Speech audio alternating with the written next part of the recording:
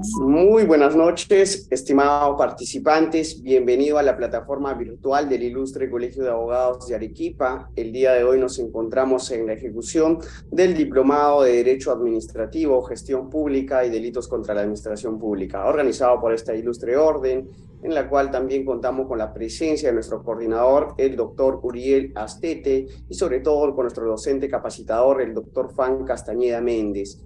En esta oportunidad nos encontramos dentro de lo que es el temario de gestión pública. Primeramente voy a invitar a nuestro coordinador, al doctor Uriel Astete, para que pueda dar las palabras de bienvenida y la inauguración de esta sesión correspondiente al 3 de enero del 2023. Buenas noches, doctor Fam. Adelante, doctor Uriel. Muchas gracias, doctor Juan. También muy buenas noches. Sea bienvenido a este espacio organizado por el Colegio de Abogados de Arequipa. Bien, hoy día, como me ha antecedido Clinton, tenemos un tema muy interesante en este diplomado que estamos llevando a cabo, y solamente me gustaría dar una presentación de nuestro invitado hoy día. El doctor Juan Alberto Castañeda Méndez es abogado, docente, universitario, investigador, es maestro en Derecho Procesal Penal, maestrando en Derechos Fundamentales en la Universidad Carlos III de Madrid, España. Es especialista en constitucionalismo latinoamericano y derechos fundamentales por la Pontificia Universidad Católica del Perú. Es especialista en justicia constitucional e interpretación por la Universidad Castilla de la Mancha de España. Así es que bienvenido, doctor Juan Alberto Castañeda, y estamos atentos a sus enseñanzas de hoy día. Muchas gracias. Muchísimas gracias por la amable presentación. Muy buenas noches a cada uno de ustedes, estimados colegas, estudiantes. Gracias por la amable consideración en poder platicar el día de hoy respecto a un tema relativo al tema de la labor parlamentaria. Un espacio que ha tenido a bien fomentar el Colegio de Abogados de Arequipa, no antes de iniciar esta, o en todo caso proseguir con esta conferencia o compartir de ideas, pues siempre deseándoles lo mejor de esta vida que nos pueda regalar en oportunidades y lecciones para este año 2023 a cada uno de ustedes. Con esto quisiera compartir lo siguiente. Relativo al tema de la labor parlamentaria, hay un asunto muy importante que nosotros tenemos que destacar, o en todo caso precisar, ¿no? La labor parlamentaria responde necesariamente a uno de los poderes del Estado, claro que sí, ¿no? Básicamente siempre tenemos en nuestra memoria, en nuestra mente, en lo que nosotros sabemos y recordamos, ¿no?, lo relativo al tema de los poderes clásicos, ¿no? Poder legislativo, poder ejecutivo, poder judicial, y por ahí que tenemos al día de hoy un tema de una discusión, o en todo caso, una pregunta bastante abierta siempre, ¿no? Y la cual resulta muy interesante porque lo trae consigo el Estado constitucional relativo al Tribunal Constitucional. ¿Dónde está el Tribunal Constitucional en esta distribución de los poderes clásicos? ¿Por qué iniciamos con esto, ¿no? Recordando este tema de la división de los poderes clásicos. Porque la labor parlamentaria se centra exactamente en uno de los poderes. Es en el poder legislativo, o en el Congreso de la República, o en el Parlamento. Pero no únicamente se centra de manera, pues, exclusiva, ¿no? Sino todo lo contrario. Es una labor parlamentaria que se ha venido, pues, constitucionalizando como muchas cosas, ¿no? En el derecho, en el tema administrativo, en el tema del arbitraje, en varios campos. Y la labor parlamentaria no está exenta de este rol, de esta función, de este ejercicio parlamentario. Una labor parlamentaria que ha traído consigo varios aspectos, como por ejemplo el debido proceso parlamentario, ¿no? La concepción, ¿no? La concepción de cómo desarrollar una labor parlamentaria, empezando, por ejemplo, de los procesos que se llevan a cabo en las comisiones de ética parlamentaria, que por cierto el día de mañana se nos acaba de notificar, se va a llevar la sesión plenaria. Dentro de ellos se van a llevar 5 procesos de la Comisión de Ética Parlamentaria. Aparte de ello, también la discusión de proyectos de ley. Sobre los proyectos de ley también se ha incidido una constitucionalización fuerte sobre la labor parlamentaria, claro que sí, ¿no? Un desarrollo que trae consigo no únicamente lo que responda a un respeto por el reglamento del Congreso, ¿no? Sino también por una asimilación, ¿no? Desarrollo, continuación, mejoramiento de los cánones básicos de lo que coloca el Tribunal Constitucional para el desarrollo de la labor parlamentaria. Me refiero a la interpretación parlamentaria, me refiero a los acuerdos de mesa directiva, me refiero a las decisiones propiamente de mesa directiva respecto a la priorización de determinados asuntos, ¿no? Uno de ellos, por ejemplo, criterios a tener siempre presente al momento de un debate parlamentario, criterios para fijar qué asuntos se tienen que desarrollar a razón de fijar temas o tópicos o agendar por mesa directiva sobre determinados proyectos de ley. Uno de ellos, por ejemplo, de estos días, es el adelanto de elecciones, ¿no? Generales.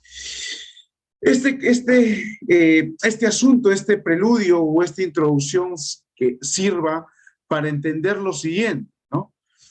Cuando nosotros hablamos de gestión pública, cuando nos referimos a la administración pública, nos referimos en estricto a lo que tenga que ver con la labor parlamentaria, nos quiere responder a una idea necesariamente de que convivimos o asumimos la idea de un desarrollo del Estado constitucional. Y el Estado constitucional no es algo ornamental, no es algo, pues, de la cual se desarrolla de manera, pues, digamos, ilusa o en todo caso de manera poética, ¿no? Sino el Estado constitucional tiene un arraigo muy exigente para las instituciones, ¿no? Tiene un arraigo muy exigente para que se desarrollen las instituciones conforme a los cánones constitucionales y al desarrollo que haya tenido consigo todo lo que tenga que ver en el poder legislativo, para el poder ejecutivo o el poder judicial. En ese marco nosotros tenemos que recordar que este Estado constitucional obedece a un sinnúmero de aspectos muy puntuales, ¿no? Uno de ellos, ¿cuál sería? Lo que te responda al tema de la democracia. La democracia en sí es uno de los aspectos de los cuales no podemos descuidarnos a lo largo de la historia, del desarrollo propiamente del derecho parlamentario, de lo que podría responder en gran medida el desarrollo de las instituciones, la constitución política, la petición en sí de lo que nosotros hemos venido reconociendo y abrigando legítimamente, lo que tenga que ver con el derecho a peticionar, el derecho a reclamar, el derecho a cuestionar las decisiones de autoridad. Es algo legítimo, es algo constitucional, es algo de la cual se puede realizar en las sociedades de las cuales nosotros convivimos, claro que sí. Pero hay algún asunto muy interesante que no podemos perder de perspectiva.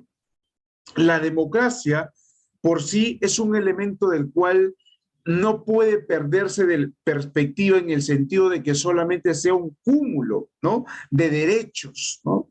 Sino más bien la democracia es un asunto de lucha diaria constante de la cual se tiene que realizar por el bienestar y el robustecimiento de sus propias instituciones, como también de las decisiones de cada autoridad. La democracia no es un asunto de la cual nosotros tengamos ganado para siempre, ¿no? Es un asunto del cual es una de las categorías más sensibles que podemos tener dentro del Estado en sí mismo, ¿no?, como régimen o como función política entre nosotros, ¿no? La democracia se cuida, la democracia se alimenta, la democracia se va cuestionando como también fortaleciendo diariamente. No hay otra forma. No por el hecho de que la constitución política mencione de que la democracia es la que subyace o se desarrolla en el Perú, quiera decir de que sea un asunto de por sí perenne durante todos nuestros días y de manera generacional, ¿no? Sino más bien es una categoría bastante delicada de la cual se tiene que cautelar día tras día. Dentro de este marco de la democracia hay un asunto muy interesante del cual se desarrolla exactamente en el poder legislativo, ¿no? Querramos o no, sí, querramos o no, en alguna u otra medida, el poder legislativo, el Parlamento, siempre ha sido uno de los poderes del Estado que siempre hemos cuestionado y que con mucha valía y con mucha razón. El Congreso de la República de pronto no haya existido algún tipo de representación la más sensata, asumido críticas tanto de cuestionamiento de legalidad como de legitimidad. Siempre ha tenido durante los gobiernos democráticos que hemos asumido, no únicamente en el Perú, sino también en América Latina, un sinnúmero de críticas ha recaído sobre el legislativo, ha recaído sobre el Congreso de la República. ¿Y esto es natural o esto es correcto que así suceda? Claro que sí, porque uno de los bastiones de la democracia no radica exactamente en el Ejecutivo, radica siempre en el Legislativo.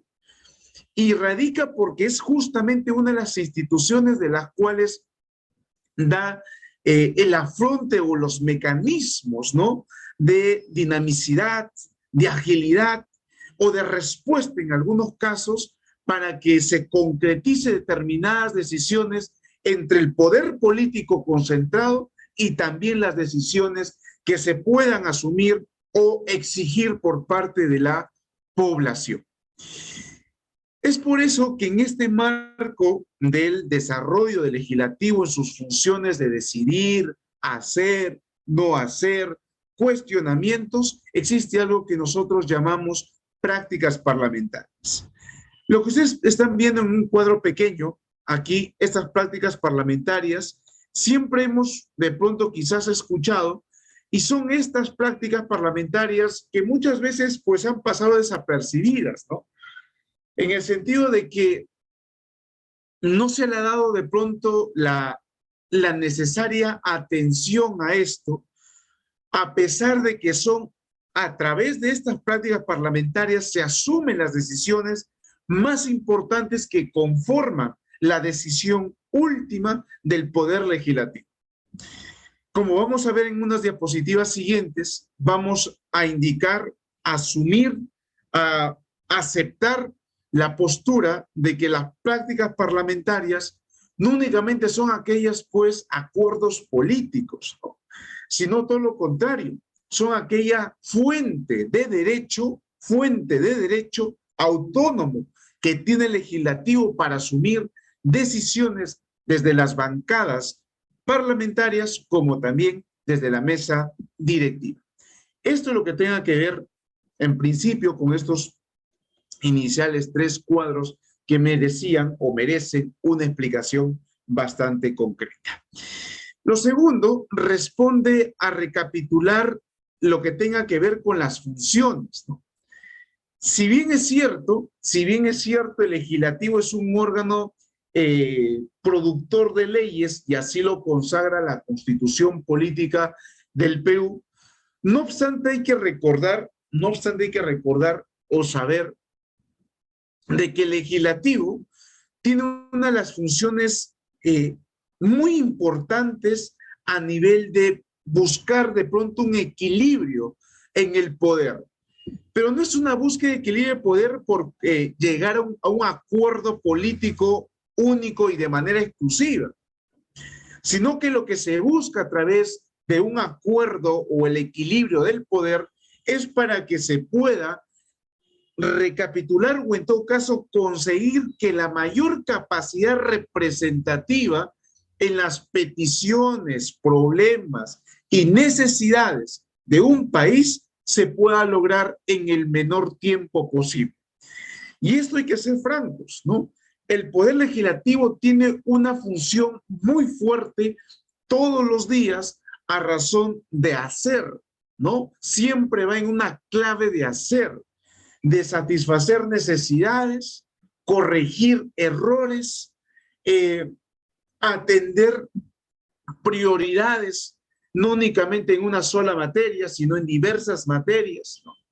Y es por eso de que el legislativo, no únicamente su función sea la de iniciativa legislativa, también tiene otra función como es la función reactiva, porque el legislativo tiene una función de la cual es totalmente coherente y ecuánime cuando las políticas de gobierno o las decisiones del Ejecutivo se exceden en su poder.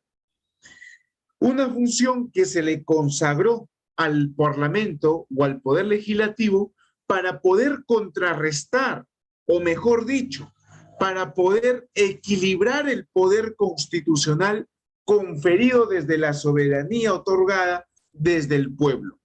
Recuérdese que al fin y al cabo, al día de hoy, esta soberanía es básicamente un desprendimiento pequeño, ¿no?, del pueblo que se concede al poder del Estado. Y es esta la que se quiere cautelar justamente con los mecanismos de control de pesos y contrapesos. Ahí está el sentido natural, el sentido social exclusivo, único, del por qué deben funcionar los mecanismos de pesos y contrapesos. Pero también el legislativo tiene una función preventiva, una función que muchas veces ha pasado desapercibido o en todo caso no se le ha puesto la atención necesaria, ¿no? ¿El Poder Legislativo tiene consigo una función preventiva? Claro que sí, y responde necesariamente a la idea de cómo la mesa directiva, cómo la institución del Poder Legislativo va a desarrollar su agenda.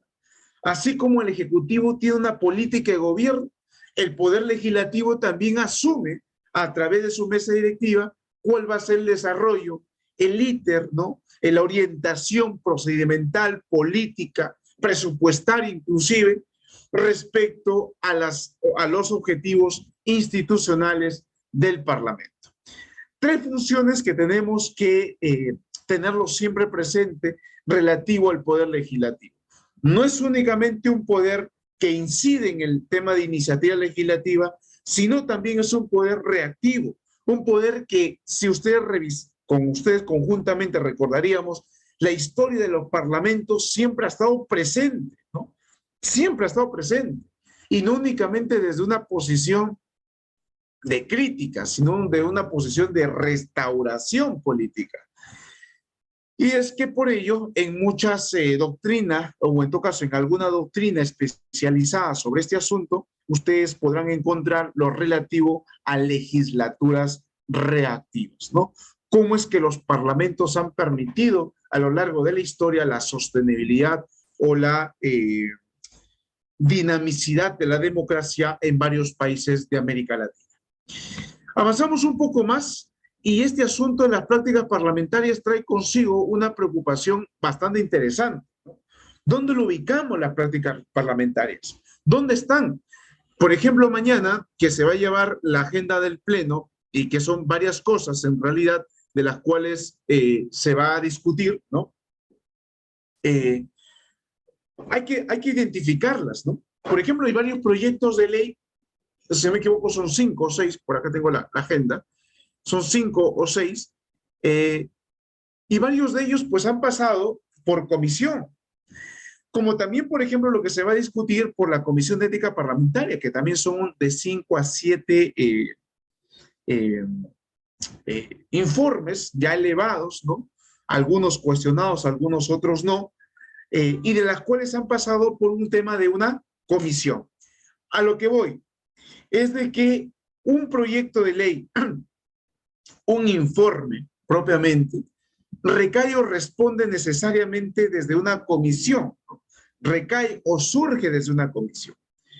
Y desde la comisión es la que justamente pasa para el Pleno del Congreso de la República, la máxima instancia deliberativa, donde se podrá, ¿no?, validar las razones o encontrar las razones de manera consensuada, ¿cierto? Y en este punto de la deliberación que se pueda realizar, lo que se busca en principio, como diría Jürgen Habermas, la idea es que aquí, en la máxima instancia deliberativa, se pueda saber administrar disensos para generar consensos. Vamos con lo primero. La primera expresión de la práctica parlamentaria, nosotros podemos encontrarla aquí, en las comisiones. Son las comisiones que deliberan, y aunque esto pueda parecer un poco sorprendente, porque muchas veces se piensa que el Parlamento solamente es una cuestión de razones políticas de las cuales se delibera, cosa que es un grave error, porque en el Parlamento hay muchas cuestiones técnicas de las cuales se alimenta, sea desde las opiniones de especialistas, de la misma comisión, de los propios trabajadores que están especializados en su materia, etcétera, etcétera. Quitando este pie de página, en la comisión especializada que correspondiera a razón del asunto, sea un proyecto de ley o algún otro tema, como puede ser un procedimiento parlamentario, tiene que ver o responde no únicamente a cuestiones o a razones técnicas, sino también deliberativas de acuerdos políticos. Y es por eso que aquí se presenta la primera expresión de la práctica parlamentaria, porque es aquí donde se comienza a consagrar la postura del derecho parlamentario, la función, el objetivo para la consecución de una determinada gestión pública parlamentaria. En este punto, nosotros diremos que la práctica parlamentaria, conforme al alcance constitucional jurisprudencial del Tribunal Constitucional Español, en el expediente 149/90, nos dirá que las prácticas parlamentarias son una fuente de derecho.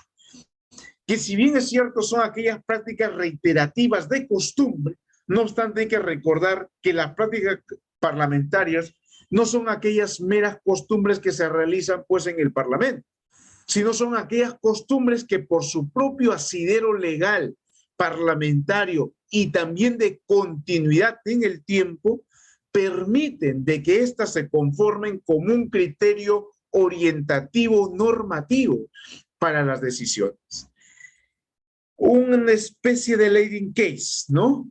Parlamentario de lo que se pueda conformar en estos asuntos o en estas decisiones iniciales. Tenemos la primera expresión de la comisión parlamentaria. De aquí pasamos, conforme al criterio de la mesa directiva, cuando tenga bien, pues comprenderla como agenda, ¿no? Como lo vamos a vivir el día de mañana, en el Pleno del Congreso, como máxima instancia deliberativa, nosotros tenemos una segunda expresión de práctica parlamentaria. Un concepto que comienza a asumir, o en todo caso un concepto que se comienza a construir, ¿cierto? Comienza a construir de manera un poco más elaborada, mucho más institucionalizada, ¿no? ¿A qué me refiero? En el Pleno del Congreso lo que nosotros desarrollamos es propiamente un debate, ¿no? Un debate de ideas, un debate de razones sobre un determinado asunto. Pero esto no se lleva, pues, o en todo caso, no es que se lleve de manera a la ligera. Es un asunto que siempre va a responder al acuerdo de voluntades políticas, al acuerdo de voluntades técnicas, al acuerdo de voluntades muchas veces coyunturales de las cuales responda la sociedad, o inclusive a un acuerdo de las cuales se espera que el Poder Legislativo responda en un futuro para el país. Es así que el Tribunal Constitucional Español, en el expediente 177/2002, indicó que las prácticas parlamentarias no únicamente son fuente del derecho, sino también es una fuente de gestión pública. Y esto es muy interesante, porque no únicamente tiene el rango constitucional de ser una fuente de derecho, sino también se convierte como un instrumento de gestión pública para orientarse y no generar un caos parlamentario al momento de las decisiones políticas. Una vez que esto sucede, una vez que esto se desarrolla, sea un aspecto positivo o negativo, ¿no? Se llega a dar el tema de la aprobación legal. Y como ustedes bien sabrán, cuando hay una aprobación respecto a un determinado asunto de ley, sobre todo de proyecto de ley, o bien se está derogando alguna otra ley de manera sea expresa o de manera tácita, pero lo que sí tenemos que tener en cuenta es que todas las leyes que se promulgan o que se aprueban o se publican en el diario oficial del peruano tienen una presunción de constitucionalidad, ¿cierto? Se presume que son constitucionales todas las leyes desarrolladas u otorgadas por el Parlamento. Y esto es bueno precisarlo porque se crea la regla, o en todo caso hasta cierto punto el aforismo, de que todas las leyes se presumen constitucionales hasta que no sean cuestionadas su constitucionalidad o no sean demandadas su inconstitucionalidad. Es decir, yo puedo presumir de que es inconstitucional la ley, sí, puedes presumir, pero mientras que no sea declarada esa ley o esa norma es constitucional. ¿Y esto por qué lo anotamos? Porque muchas veces, o en todo caso, tenemos al día de hoy muchas leyes que ingresaron, se aprobaron por un contrabando legal. Y hay que ser bastante francos en ese asunto. A pesar de que se haya realizado de esa manera, pues quizás el interés de algunas instituciones o en todo caso la falta de legitimidad de algunas otras no permiten el cuestionamiento duro de estas leyes que por más de que sean inconstitucionales no se hayan presentado su demanda de inconstitucionalidad al día de hoy. Entonces, este gráfico que nos permita ubicar dónde están las prácticas parlamentarias, dónde se ubica, qué categoría, qué naturaleza tiene.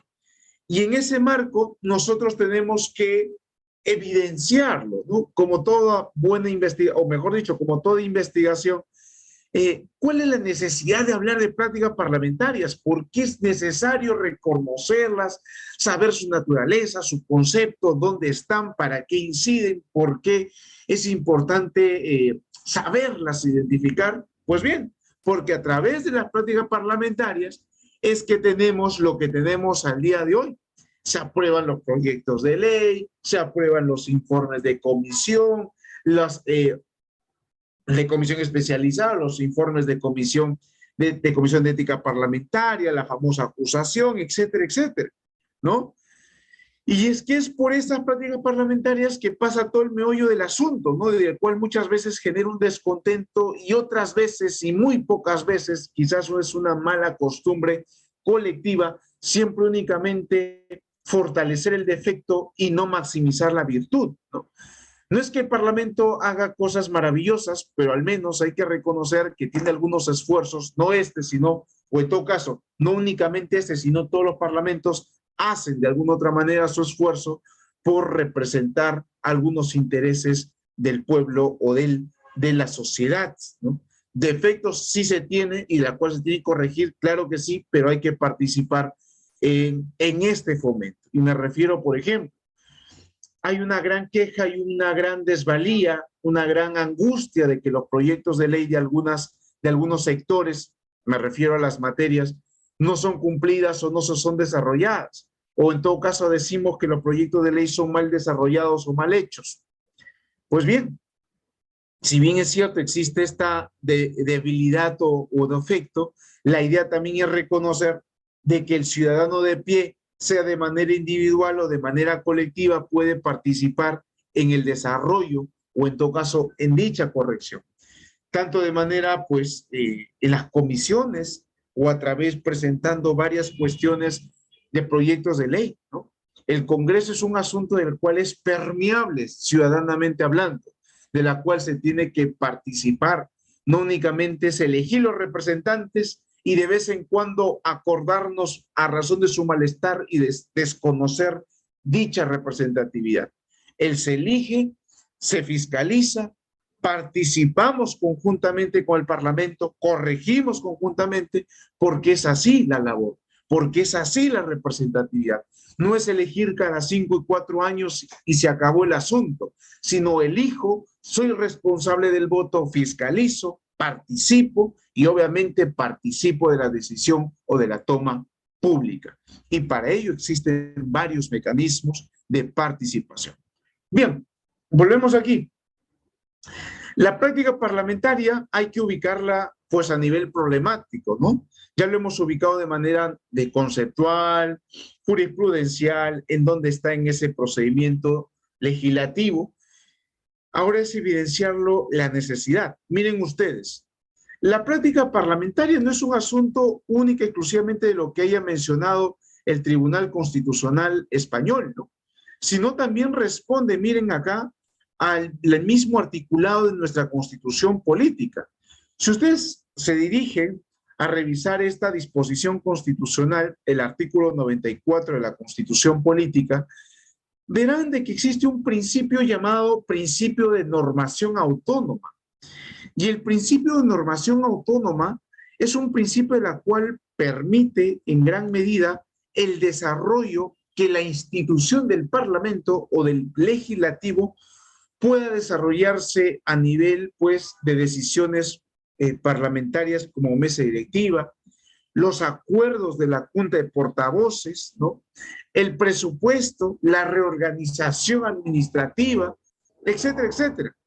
Es esta normación autónoma la que ha permitido que las prácticas parlamentarias, no al día de hoy, sino que desde hace un buen tiempo, asuman un gran poder desde el Parlamento. No obstante, este poder se tiene que controlar, como es natural. El poder político tiene que ser controlado de todas maneras. Y este poder político responde a un asunto que en su momento, por la creencia de una autonomía única, se podía hacer lo que se creía conveniente. Y eso fue un craso error. Felizmente se observó, felizmente se dejó sin efecto lo siguiente. Era para el 2016, para el 17, en la cual se procuró modificar el artículo 86, literal o apartado B del reglamento del Congreso de la República. Es un asunto de la cual se puede hacer, sí se puede hacer. En otras palabras, ¿el Congreso de la República puede modificar el reglamento del Congreso? Claro que sí, es una de sus facultades casi plenipotenciarias de la cual lo puede realizar.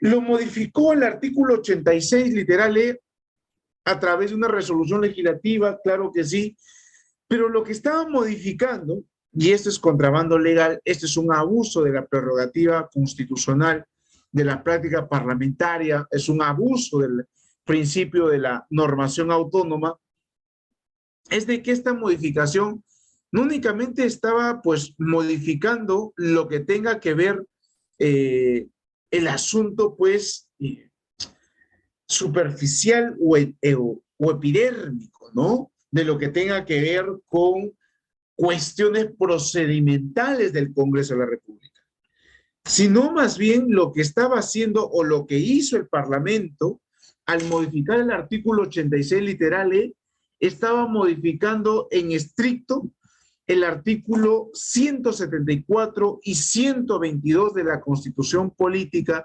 relativo a la cuestión de confianza, relativo a la designación de los ministros, la cartera ministeriales, entre otras. Y como ustedes sabrán bien, para modificar estos aspectos de la Constitución Política, no se puede aparentar ni mucho menos justificar de que a través de un distinto procedimiento del cual regula la Constitución Política, como es una reforma constitucional, se procure modificar un elemento constitucional, una disposición normativa constitucional a través de una modificatoria del reglamento del Congreso de la República. Una vez que se detectó, una vez que se percibió este asunto inconstitucional a todas luces, se planteó una acción de inconstitucionalidad, es decir, una demanda de inconstitucionalidad. Esta demanda de inconstitucionalidad recayó en el expediente 006-2018, la cual el Tribunal Constitucional para ese entonces declaró fundada esta demanda de inconstitucionalidad. Es decir, dejó sin efecto esta resolución legislativa.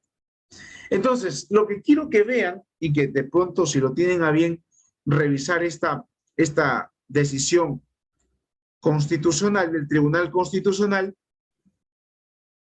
es observar de que muchas veces la práctica parlamentaria es esta carga constitucional autónoma muy fuerte que tiene para las decisiones normativas, presupuestarias, administrativas, inclusive de fijar la prioridad en la agenda pública, ¿no? De lo que se tiene que debatir cada sesión ordinaria del Congreso, ¿no? Responde también a que se pueda cautelar, ¿no? O observar, fiscalizar dichas acciones. Y una de ellas, como podemos estar evidenciando, fue el mismo Tribunal Constitucional que declaró pues fundada esta acción de inconstitucionalidad y observó este procedimiento, esta práctica parlamentaria que se quería ingresar a través de un asunto de contrabando legal constitucional. Frente a ello, ¿cómo podemos controlar? ¿Cómo podemos elevar la discusión parlamentaria, el debate parlamentario? Y es a ello, o es a ese punto de la cual yo quisiera compartir con ustedes esta pequeña propuesta, ¿no? De la cual se ha denominado el test de democracia mínima. En la labor parlamentaria siempre hemos cuestionado la discusión que se tiene exactamente cuando se discute cuestiones fundamentales e importantes sobre determinados aspectos, ¿no? Sea sobre proyectos de ley, informes de comisión, etcétera, etcétera. Pero hay algo de la cual siempre se peca, ¿no? Hay algo de la cual siempre nos tiene agobiados. El debate democrático, de la cual muchas veces solamente suena o responde a un asunto meramente político, en algunos casos de un show mediático, lo cual no debería ser así, ¿no? Porque si entendemos de que existen asesores, comisiones especializadas, hay un tiempo prudente para que eso se evalúe, quiere decir que el debate propiamente que se tiene que llevar a cabo en los plenos del Congreso tienen que ser de manera sesuda, ¿no? O en todo caso tengan que responder a niveles de racionalidad legislativa meridianamente razonables. Con eso no se quiere decir de que los congresistas eminentemente sean abogados, ¿no? Porque la profesión no tiene mucho que ver aquí, sino más bien la capacidad y actitud, ¿no? De discutir razonablemente cuestiones que obedezcan a buenas razones, como diría Manuel Atienza, para que podamos llegar a un buen acuerdo a favor de la sociedad. En esa idea, en esa preocupación de muchos, podemos plantear la siguiente propuesta. Miren ustedes, ¿qué criterios tiene que seguir la mesa directiva para fijar qué asuntos o qué aspectos se tienen que considerar, decidir como agenda pública o como agenda del Pleno al momento de elegir entre los diversos proyectos de ley? Yo, en realidad, a través de la propuesta, es la garantía de la eficacia social. Es decir, yo tengo que advertir si mínimamente esa selección de esos proyectos de ley en mesa directiva urge discutirlo a favor de las necesidades postergadas o las necesidades urgentes que necesiten ser atendidas por la población o necesiten ser atendidas a favor de la población. Y es que eso es muy importante, ¿no? Que lo tenga siempre presente, porque yo no puedo garantizar un aspecto de representación, ¿sí?, de la sociedad si es que no voy en el mismo hilo de la conversación. o en todo caso, en el mismo hilo de diálogo democrático, tengo que de alguna otra manera responder a través de proyectos de ley de las cuales involucren la satisfacción de necesidades colectivas. Y para que se sienta esa satisfacción de necesidades colectivas, se tiene que necesariamente aprender a priorizar la agenda pública. No hay otra manera. Y uno aprende a priorizar cuando reconoce que justamente estos proyectos de ley merecen ser atendidos sí o sí porque lo necesita la sociedad, porque sí o sí no pueden ser postergados, porque sí o sí es un punto, un baluarte del cual responde para la reestructura de la democracia, las instituciones, el fortalecimiento de las instituciones. Entonces, un primer elemento que se tiene que tener presente aquí es la garantía de la eficacia social. Pero doctor, ¿pero cómo llegamos a este punto? ¿Cómo hacemos ver de que esta es una necesidad? Pues bien, para esto están las bancadas, ¿no? La junta de portavoces, la voz que tiene que representar por parte de las bancadas parlamentarias son justamente estas variables que ustedes observan como X1, X2, XN, que tienen que de alguna otra manera dirimir, exigir, ¿no? Conllevar, persuadir, incidir para que se puedan fijar estas necesidades en los plenos o en las agendas de los plenos de Congreso. Y es esta participación, por cierto, esta participación es la que de alguna u otra manera se tiene que realizar de manera, pues, plural. Ustedes recordarán que una de las cosas de las cuales no se puede permitir en este asunto de la participación, sin más, es un tema de evitar o en todo caso sancionar continuamente aquellas cuestiones denominadas como dictaduras parlamentarias. Es lo que no tiene que existir, o en todo caso, cuando se advierta de estas, se tienen que de alguna otra manera generar mecanismos para que se puedan de alguna u otra manera garantizar la participación plural. Asimismo, otra categoría de este test de democracia responde a la garantía del control previo. Y aquí hay una cosa muy interesante. ¿Por qué los debates políticos de una extenuante o en todo caso continua labor parlamentaria no se exterioriza en los debates? ¿Por qué siempre son razones meramente políticas? ¿Dónde están las razones técnicas a discutir o mínimas razones técnicas a discutir? Y es que aquí viene una preocupación bastante sincera, ¿no?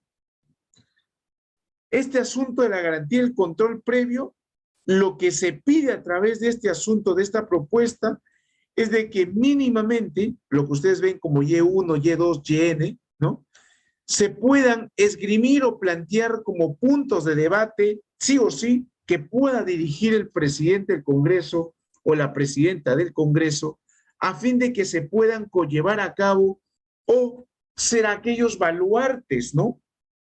Ser aquellos puntos de giro o puntos básicos mínimos de un debate necesario del cual no se pueda desencadenar a otros aspectos de que la cual no tenga que conllevar o no conlleva a un buen desarrollo técnico de debate. En otras palabras, esas razones técnicas que están en los dictámenes mínimamente tienen que ser tomados como alcance necesario por la presidencia de la mesa directiva para que se pueda elevar, ¿qué?, el debate democrático. Una propuesta que al fin y al cabo no parece tan elaborada en sí porque tenemos los elementos. El reglamento lo permite. No obstante, sí hay que ser en algún punto normativistas, porque el reglamento del Congreso respecto a esta propuesta tiene que ingresarse o tiene que ser valorada como tal.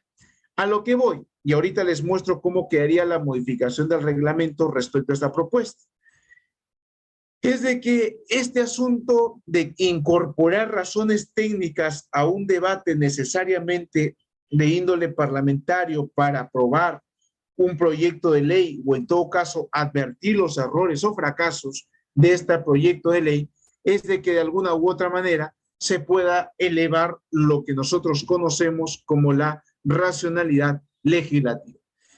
Doctor, ¿y para qué sirve elevar esta racionalidad legislativa si al fin y al cabo siempre va a suceder lo mismo, ¿no? De pronto una mala representación de la sociedad. No creo que sea así.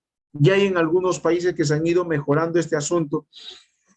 Y la idea es de que esta racionalidad legislativa se eleve por el bienestar, ¿no? No únicamente del fuero parlamentario, sino también por reconocer razones, ¿no? O abrigar razones de las cuales muchas veces la colectividad exterioriza. Y es bueno que estas razones estén conllevadas, manejadas, discutidas a razón de aspectos, ¿no? A razón de aspectos de las cuales involucren, ¿no? Sectores comprometidos. Porque al momento de emitir una opinión o un informe de la comisión, no únicamente es a razón de lo que se cree, ¿no? Sino es a razón de las instituciones que han participado sobre ese aspecto. Y que para que pase al Pleno del Congreso o para que tenga luz verde, han tenido que existir buenas razones técnicas para su deliberación. En ese sentido, y ya para ir culminando, la propuesta, o en todo caso esta propuesta, estaría incluida de la siguiente manera en el artículo 33 del reglamento del Congreso, en el siguiente sentido, ¿no? El procedimiento legislativo se desarrolla por lo menos en las siguientes etapas. Bueno, iniciativa legislativa, el estudio y comisiones, respetando el test que les acabo de comentar, y también la incorporación del literal D, ¿no? En el debate en el Pleno, siguiendo y cumpliendo los criterios del test de democracia mínima. La idea es justamente esta, ¿no? De que de alguna u otra forma elevamos esta discusión racional a un asunto de la cual nos permita una representatividad no únicamente de lo que tenga que ver con el aspecto meramente político, sino también con un asunto de las cuales nosotros nos sintamos representados debidamente, a través de proyectos de ley, a través de informes, y siempre recuerden, ¿no? O recordemos conjuntamente, el Parlamento no es una labor solitaria o no debe ser una labor solitaria. El Congreso o el Parlamento no únicamente está para que sea la mea culpa de nuestros errores colectivos. El Congreso necesita sí o sí una labor en conjunta con la ciudadanía. La ciudadanía no únicamente debe aparecer en momentos de cuestionamiento, sino también en una situación de construcción constante.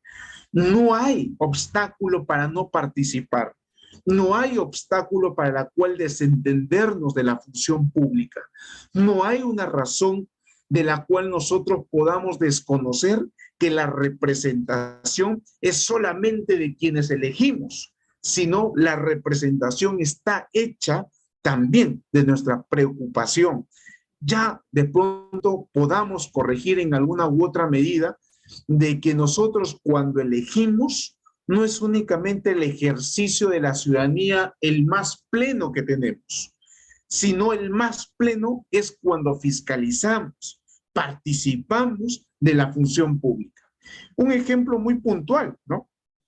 ¿Nosotros tenemos el derecho a vivir en un país sin corrupción? Sí, pero también tenemos el deber de controlar de que esa corrupción no exista en nuestros niveles de gobierno.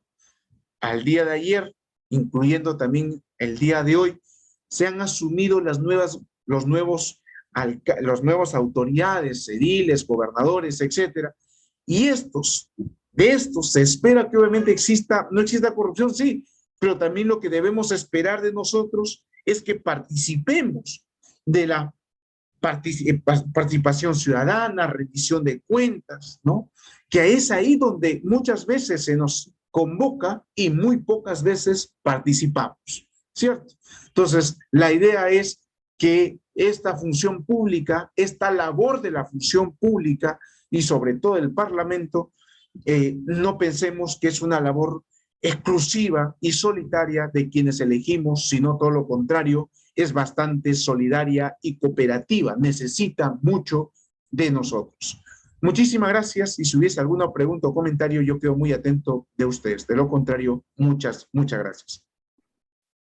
Muchísimas gracias a usted, estimado profesor Juan Alberto Castañeda Méndez, por habernos acompañado en una sesión académica dentro de lo que es ya el temario de gestión pública, con un tema bastante importante, dado la coyuntura política, como usted bien lo ha mencionado.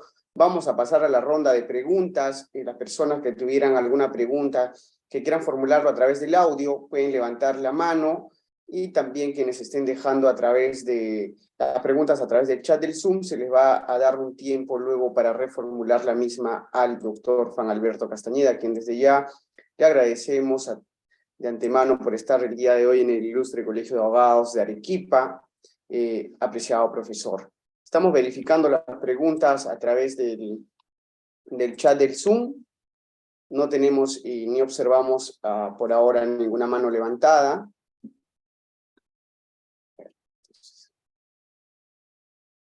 Sí, me indican que hay una pregunta, lo van a proyectar en estos momentos, doctor, para poder darle lectura a la misma. A los participantes que están a través de la plataforma de Facebook, de igual manera les recordamos y les agradecemos por estar partícipe en este diplomado de Derecho Administrativo, Gestión Pública y Delitos contra la Administración Pública. A ver, me van a confirmar en unos minutos, por favor, la pregunta en mención.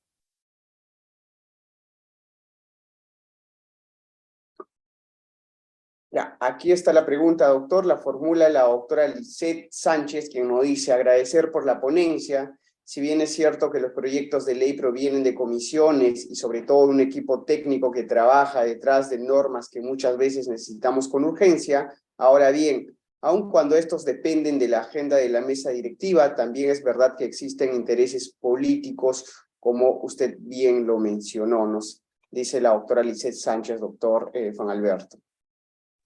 Claro que sí, claro que sí. Eso es una idea muy importante de la cual reconoce bastante bien la doctora. Y claro, tampoco que se quiere tapar el sol con un dedo de que independientemente de que existan razones técnicas de por sí para un proyecto de ley, siempre hay razones políticas, ¿no? Porque necesariamente es un ente de poder político, ¿no? Y los intereses políticos muchas veces no necesariamente, en todo caso, responde a una situación particular, sino muchas veces estos intereses políticos también vienen a ser la expresión de la sociedad en sus exigencias, ¿no? Y eso es justamente la concurrencia, o mejor dicho, es la idea del disenso.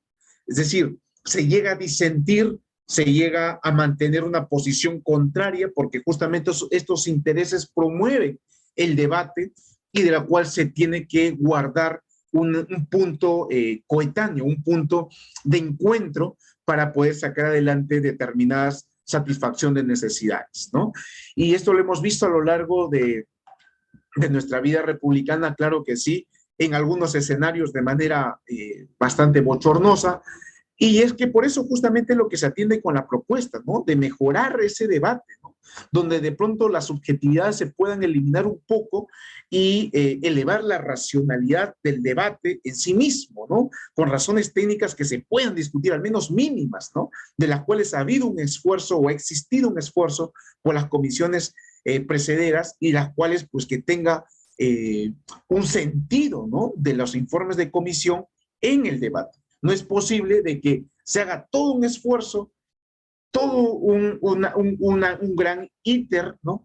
En las comisiones y que esto al fin y al cabo solamente se sepa que, bueno, si pasa el pleno o no, y listo, y ahora sí me toca a mí discutir según mi postura y ya, ¿no? Sino mínimamente tiene que existir un debate sobre algunos puntos mínimos técnicos en estos debates. Muchísimas gracias, estimado profesor. La doctora Lisette Sánchez amplía su pregunta y nos indica lo siguiente. En este punto que nos falta, nos dice, no, en este punto que nos falta para poder mejorar en nuestro sistema legislativo, en razón que muchas veces como abogados vemos que en vez de ayudar, obstruye nuestra labor. Sí, es muy cierto. Bueno, es muy cierto y, a ver, bueno, en realidad es que también el tema de nosotros, o en todo caso de los colegas, nosotros en sí como operadores jurídicos, pues se tiene mucha responsabilidad sobre este asunto, claro que sí, ¿no? El asesorar al poder en sí mismo es una de las responsabilidades muy delicadas en sí, y de la cual hay que ser conscientes respecto a qué decisión se está impulsando o llevando, ¿no? No es una cuestión de la cual es únicamente un tema de redacción de comunicados, sino también de diálogo en hacer entender al representante de la patria, o en todo caso al representante del poder, en que a través de su decisión no únicamente va a llegar a unos cuantos, sino son a miles y millones de peruanos. La invocación siempre va en que esta deontología forense pongámoslo siempre en práctica, ¿no? Sobre todo desde un plano donde es bastante delicado como es el Parlamento, el Congreso, o en todo caso el Congreso de la República. Muchas gracias, estimado Clito. No, gracias a usted, apreciado profesor. Vamos a continuar con la pregunta. La doctora Lisette está bastante reforzando su ejemplo, nos trae un ejemplo. Aquí la doctora nos dice, por ejemplo, la última modificatoria de la ley de gobiernos regionales y los candidatos, la labor fiscalizadora de los consejeros regionales, dado que ahora para solicitar información requiere de la aprobación de un porcentaje de consejeros. ¿Cómo entonces se disminuyen los actos de corrupción cuando se tienen mayorías que muchas veces se blindan al Ejecutivo, ¿no? Dice la doctora Lisette. Sí, es cierto. Bueno, no es una situación únicamente, pues, regional, por decirlo así, sino también lo hemos vivido a nivel nacional con esas famosas dictaduras parlamentarias, ¿no? La idea es que frente a ello podamos nosotros advertir y denunciarlo oportunamente, o en todo caso participar. Nuevamente voy a la idea, ¿no? Nosotros podemos observar lo mal que están las instituciones, pero si solamente estamos en calidad de espectador y únicamente pues, pues manifestar algún tipo de queja, ¿no? Sin conllevarse por algún tipo de participación en la misma administración pública, o en todo caso apoyarnos a través de los mecanismos, sean de denuncia, o en todo caso de solicitud de intervención por parte de algún organismo, etcétera, etcétera, pues muy poco vamos a poder lograr de que la función o la gestión pública se logre de la mejor manera posible. Ahora que tenemos nuevas autoridades locales, regionales y locales, lo que se busca es de que esta idea, ¿no? No sea un continuismo de la corrupción, o en todo caso tenga algunas salvaguardas de mecanismos, ¿no? De conllevar a una buena gestión. Todos los ciudadanos queremos eso, ¿no? Que sea una buena gestión, pero digamos que no únicamente uno vive queriendo, sino también haciendo, ¿no? Es como a veces decimos, ¿no? Que Dios nos ayude en varias cosas, queremos que Dios nos ayude en varias cosas, pero caramba, hay que ocuparnos también del asunto, ¿no? Eso es un asunto bastante complementario. Muchas gracias. Muchísimas gracias, apreciado profesor. Tenemos una mano levantada, tenemos una pregunta a través del audio del doctor Alexis Gamarra. Doctor Alexis, buenas noches. Adelante con su pregunta, por favor. Muy buenas noches, doctores. Mi pregunta es, nosotros como gremio institucional, como un colegio de abogados, y especialmente en Arequipa por la trayectoria jurídica que tenemos, deberíamos participar como institución en un pronunciamiento producto de un pleno, producto de un conversatorio, producto no sé, de una convocatoria que se haga. Somos miles de abogados en Arequipa que podríamos ilustrar de mejor manera un pronunciamiento en realidades políticas como la que actualmente estamos viviendo. ¿Deberíamos hacerlo? Muchas gracias. Una pregunta bastante álgida, pero bien, a ver, vamos con lo siguiente. Hay diversas instituciones, organismos constitucionales debidamente instituidas, ¿no?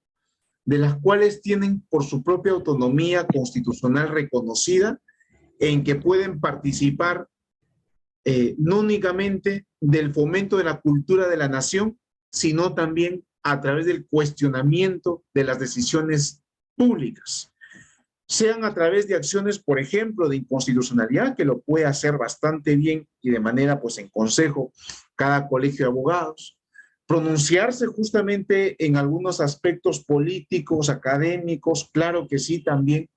El tema es sobre esto último, sobre lo segundo, ¿no? Que respecto a algunos pronunciamientos institucionales, no debería en todo caso sujeción de responsabilidad de quien habla únicamente ser asumida por el Consejo, ¿no? Sino más bien, pues, convocar previamente en todo caso, y quizás como la urgencia del caso, o en todo caso a los colegas que conforman parte de este colegio, porque son estos justamente los que van a permitir tener las ideas, pues, realmente colectivas o representativas, ¿no? Porque muchas veces cuando hay asuntos políticos, ¿no? Un consejo no tiene la lectura completa, ¿no? O en todo caso, democrática o plural de todos los colegas que se pueden conformar a través de un colegio. Y es que por ello muchas veces algunos colegios recogen algunas ideas de las cuales pueda resultar muchas veces cerradas o en todo caso, en algunos casos, bastante contradictorios contra el sistema jurídico, ¿no? Entonces, por ese lado hay que reconocer que los colegios de abogados se tiene competencia constitucional para cuestionar las decisiones públicas, políticas, claro que sí, desde acciones de inconstitucionalidad y otras labores, y también emitir pronunciamientos que contribuyan a la formación de la cultura de la nación, sí, pero cuando intervengas o cuando se crea conveniente intervenir sobre cuestiones políticas, pues sí hay que tener la mayor apertura necesaria, posible y urgente para que participen la mayor cantidad de colegas, ¿no? En tanto que es una voz colectiva sobre un asunto nacional. Muchas gracias. Muchísimas gracias, profesor.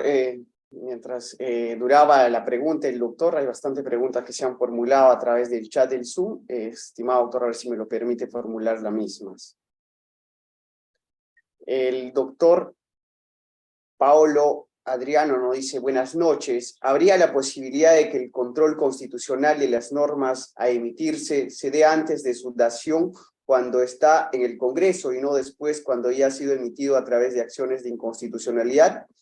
Ya que, de ser positiva su respuesta, se evitaría recurrir al Tribunal Constitucional y sobrecargarlo, ya que este control se realizaría antes. Excelente, muy buena la pregunta, la inquietud.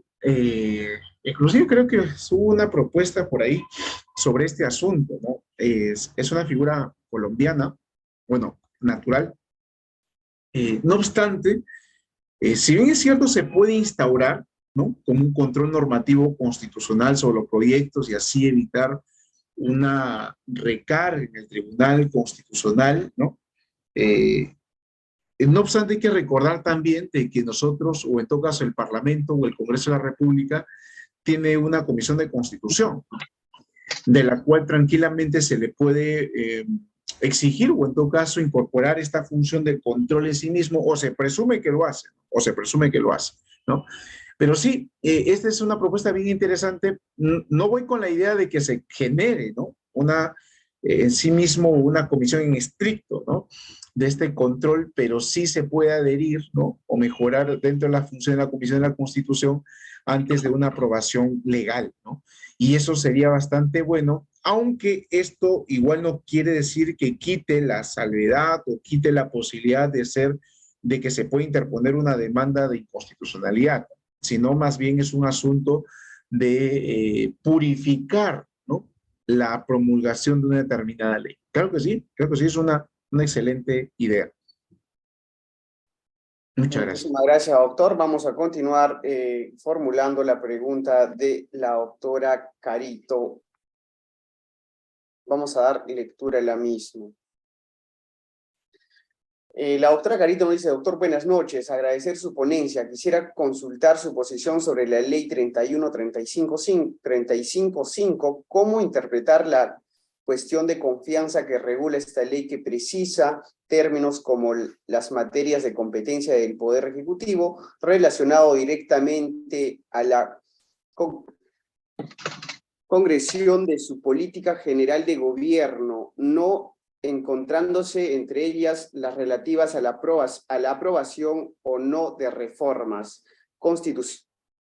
A ver, doctor, un momentito, por favor. De reformas constitucionales, ni las que afecten los procedimientos y las competencias exclusivas y excluyentes del Congreso de la República o de otros organismos constitucionalmente autónomos, o solo el Congreso de la República puede interpretar el sentido de su decisión, y si esto no estaría dando a demasiadas atribuciones interpretativas al Congreso.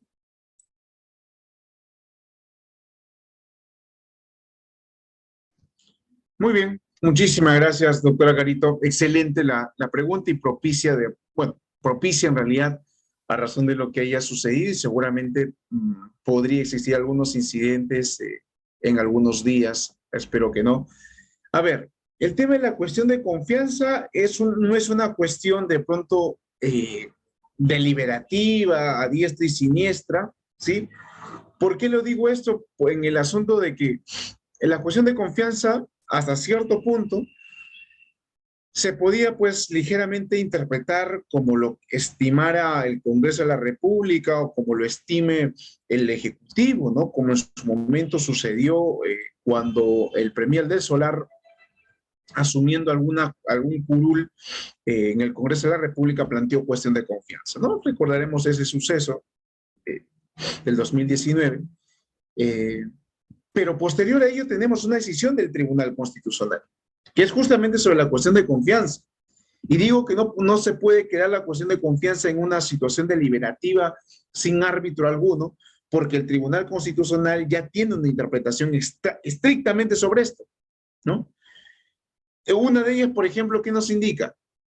El Tribunal Constitucional mencionó, no se puede aceptar como una negación de cuestión de confianza de manera tácita. No existe la negación de cuestión de confianza tácita. Tiene que ser expresa.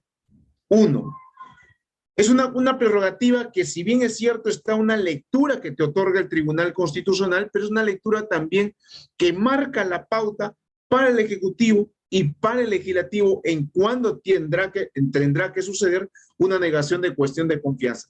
No se admite el tema tácito, no se admite. Es expreso, es expreso. Si sucede lo contrario, es inconstitucional, es inconstitucional.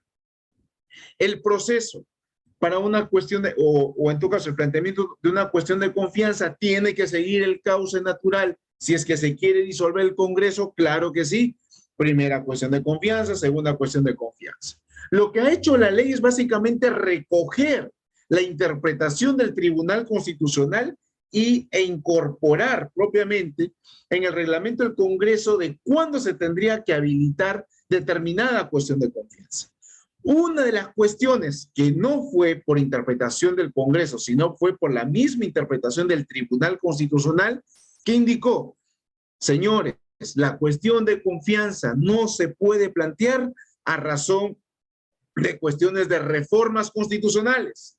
Porque claro, las reformas constitucionales es una competencia que es exclusiva, o en todo caso nace, surge, se debate en el Congreso de la República, y no puede estar condicionada, sujetada u obligada, ¿sí?, cuando el Ejecutivo lo estimase así correspondiente.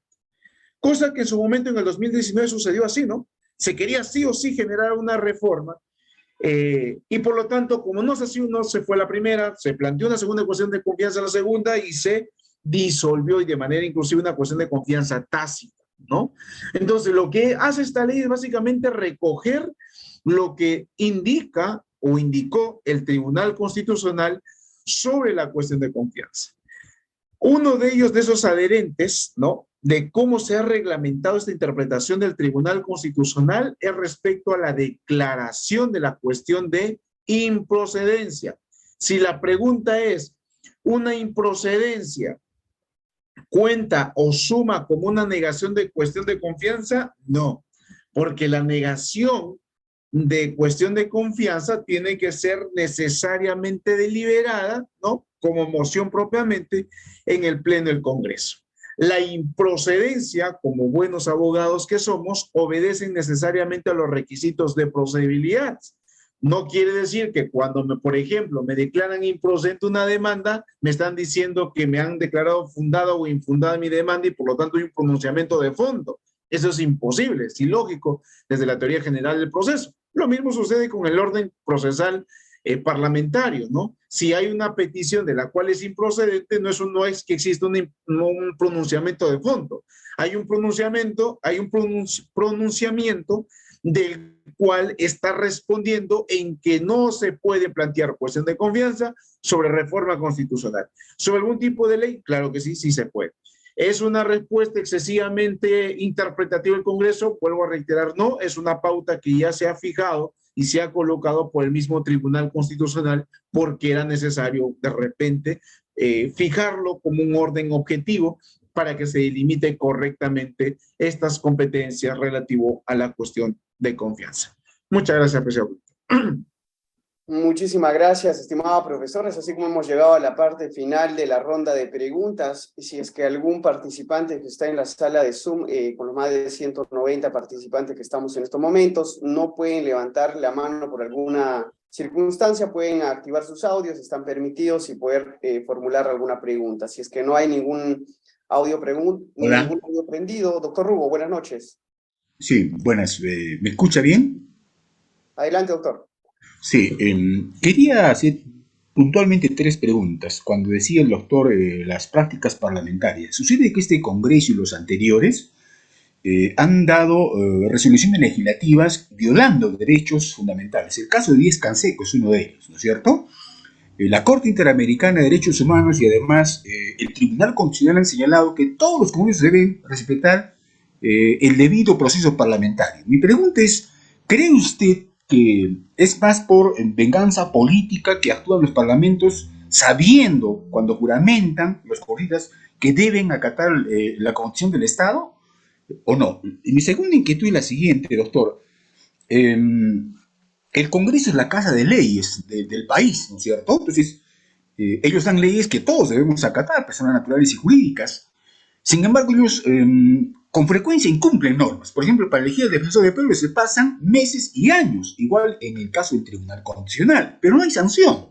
Ahí no cabría lo que hay en la Constitución chilena de omisión de deberes constitucionales, como también sucede con la Constitución brasileña. Y mi tercera pregunta es, en la Constitución chilena hay un artículo que señala que puede haber control previo del Tribunal Constitucional chileno a las leyes antes que el Congreso las promulgue. Entonces, estas eran mis 3 inquietudes. Resumiendo, ¿cree usted que los congresos respetan los fallos de la Corte Interamericana y el Tribunal respecto al debido proceso parlamentario? En el caso, por ejemplo, de Castillo, ¿no es cierto? Es cierto, da un golpe de Estado, merece sanción, pero para usted, ¿se ha respetado el debido proceso teniendo en cuenta el reglamento del Congreso? Segunda inquietud, ¿cree usted que en la Constitución del Estado, una futura reforma, debe incorporarse esa suerte de control previo que pasa en Chile antes que se promulguen leyes? Porque habría que hacer una suerte de una revisión de los fallos de inconstitucionalidad del tribunal, ¿no? ¿Cuántas veces el Congreso ha dado leyes inconstitucionales que el tribunal las ha declarado fundadas? Y lo tercero y lo último, doctor, que a modo de remarcación, si debe haber el control previo. Debe haber el control previo y las omisiones constitucionales. Ellos pisotean la Constitución, el marco legislativo, y no les pasa nada. Se amparan, supongo, en su inmunidad. No les pasa absolutamente nada, mientras los demás ciudadanos y personas jurídicas pueden ser sancionadas, ellos no tienen ninguna sanción. Gracias por su atención, doctor. Quisiera sus respuestas. Muy bien, muchísimas gracias, estimado doctor. Interesantísimo lo que nos plantea, del cual nos daría pues lugar a bastantes minutos más. Vamos a hacerlo puntual. A ver, con el tema de lo último de Chile, sí, si bien es cierto, hay una propuesta bien interesante sobre esto, bueno, se ejecuta en realidad. No obstante, sí es una incidencia muy fuerte, ¿no? Es una incidencia muy fuerte del Tribunal Constitucional en el proceso en sí mismo de un proyecto de ley de la cual le corresponde como fuero propio, autónomo al Poder Legislativo, ¿no? Recordemos de que el Tribunal el Tribunal Constitucional, su naturaleza es propiamente ejercer control constitucional de las decisiones de todos los poderes e instituciones del Estado. Entonces, si es así, exigirle un control previo a una decisión dada y advertirse posteriormente una acción de inconstitucionalidad donde haya intervenido el tribunal con control previo, pues como que resultaría bastante complicado, muy complicado. Y a esto hay que sumarle una función más a lo que ya realiza el Tribunal Constitucional en evaluar muchas veces acciones de inconstitucionalidad bastante fuertes, ¿no? Como por ejemplo, imaginémonos que se haya realizado un control previo respecto al tema de SUNEDU, ¿no? Que recientemente se ha pronunciado. Estos escenarios que acabo de indicar es justamente el quiebre, o en tu caso, el problema que podría suscitar un control previo a la norma a través de una institución que es encargada no únicamente de controlar de un solo poder, sino de todos los poderes, y como bien se dice, muchas veces se enmienda la plana a varias instituciones, incluyendo los poderes del Estado. Entonces, por ese lado, podría resultar bastante contraproducente un sentido en el orden procesal constitucional que tenemos y sobre todo el sentido del control constitucional que se quiere, porque el control constitucional está destinado para corregir, ¿no?, errores en sí mismo de la decisión pública que se haya adoptado, o decisión privada también, que se haya adoptado en menoscabo del Estado de Derecho o en todo caso de los derechos fundamentales. Sobre el otro, sí, ahí estamos muy de acuerdo, y que por ahí hay algunos artículos que se tuvo a bien publicar y de la cual con gusto voy a compartirlo, es sobre ese tema de la omisión, ¿no? Omisión legislativa, y de la cual se denuncia la inconstitucionalidad. Propiamente es una figura brasileña de la Constitución, que está en la misma Constitución brasileña, y que se puede denunciar, la omisión legislativa, ¿no? Es decir, cuando el legislador no realiza su labor, por lo tanto se puede demandar la inconstitucionalidad por esta omisión. Y eso es en gran medida contribuido que en algunos países se pueda priorizar y avanzar sobre determinados temas, ¿no? No quiere decir que sea la panacea o la solución ipso facto en nuestros asuntos, pero sí es un asunto bien propositivo, o en todo caso, muy aparte de lo propositivo, coadyuva o coadyuvaría a que se pueda generar espacios de mejoramiento en la fijación de puntos para plenos o en todo caso de los congresos, ¿no?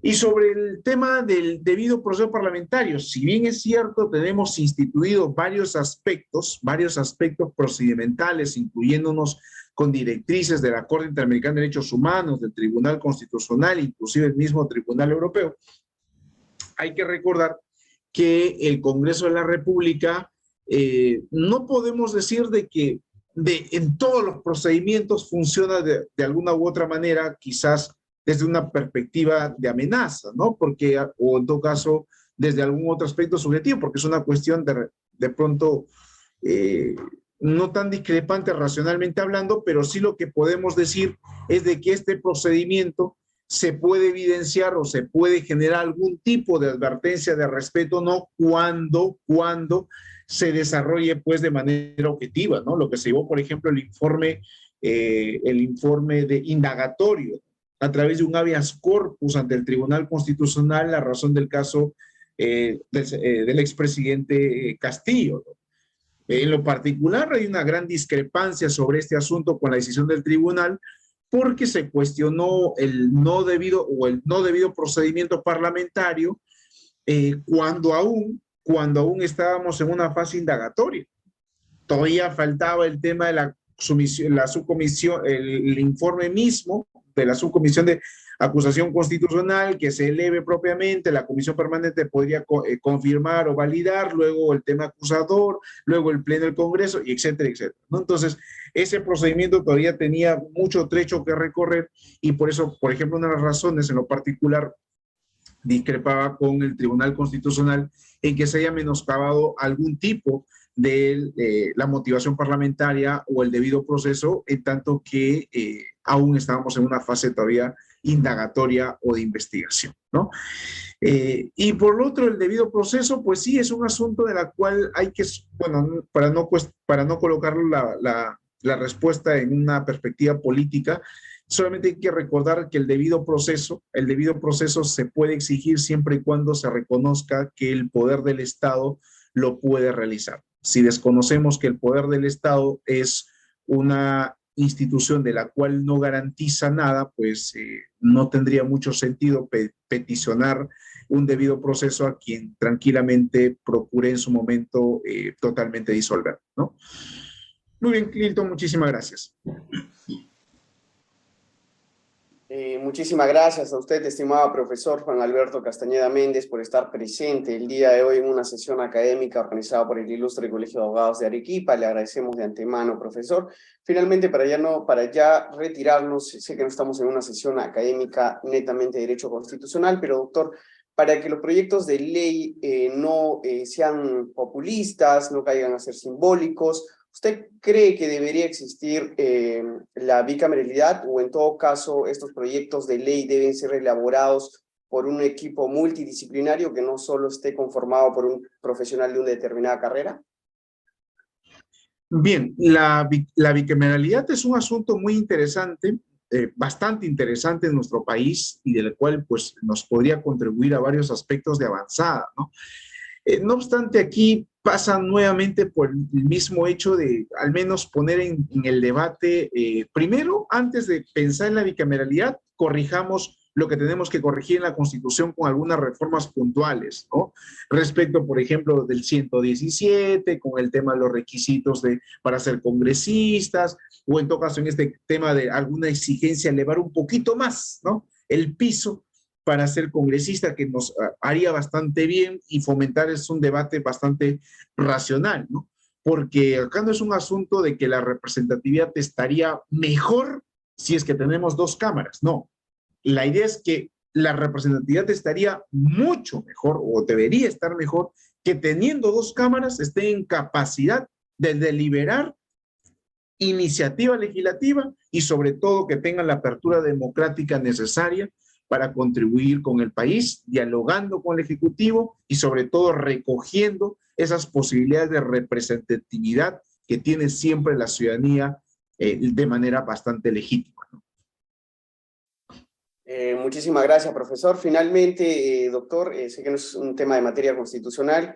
Hace muchos meses atrás, prácticamente el año pasado, si no me equivoco, mantenía la postura de una reforma y no una nueva constitución. ¿Aún lo mantiene, doctor? Claro que sí, claro que sí.